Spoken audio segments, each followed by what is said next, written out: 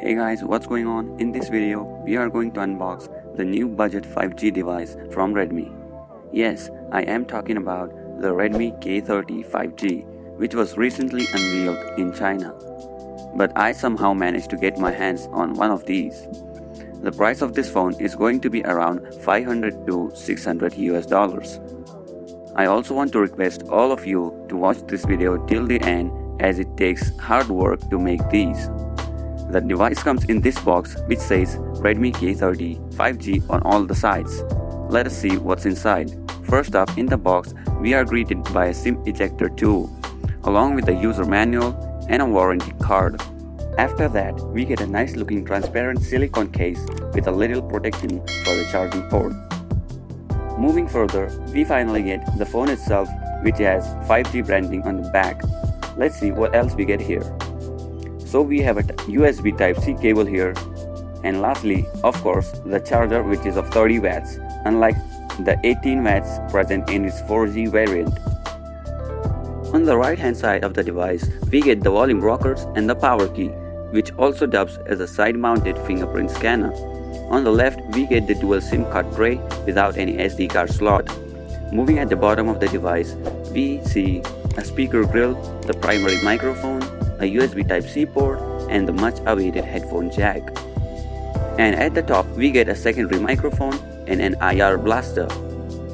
The device comes with dual 5G support. That means you can use 5G on both the SIM cards simultaneously, unless you have 5G network in your area. Talking about the screen of the device, we have a 6.67-inch IPS LCD panel with a screen resolution of 1080 pixels, which have this hole punch cut out for the front-facing cameras. Though you don't get an AMOLED panel here, but you do get 120Hz refresh rate, which is better than having a 60Hz OLED panel. The device is powered by Snapdragon 765G chipset based on 7nm tech, which is paired with 8GB of RAM and 128GB of internal storage. Fun fact, clicking the like button is free of cost. The fingerprint scanner here is side-mounted, and it is not the best we have seen. Even if you have a little bit of sweat on your hands, the scanner fails to recognize you. Moving to the back of the device, we can see a 5G mentioned here.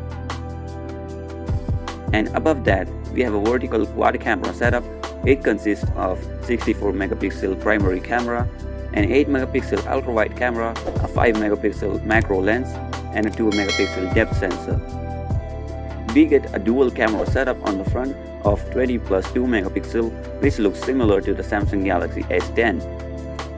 I'll also be doing a full review of this camera, so stay tuned by subscribing and also enable the notifications so you get to know when I upload it.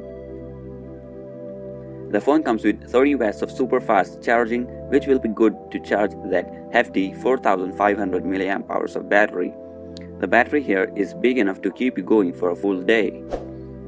The phone features MIUI 11 on top of Android 10. That is great to have. You do get a 3.5mm headphone jack here, which comes in handy. Another add-on here is the IR blaster, which lets you control all of your remote devices just with your phone. The speakers here are just okay, but a little bit of more loudness would have been great. Another downside here is that it does not support any expandable storage, which can be a deal breaker for some. Speaking overall, this phone is definitely one of the best budget 5G devices if you really want to experience those breakneck 5G speeds without hurting your pockets. So feel free to tell me what do you think of this phone in the comment section below, and also subscribe to my channel and enable the notifications so you get to see more videos like this. Thank you so much for watching, and I'll see you guys in the next one.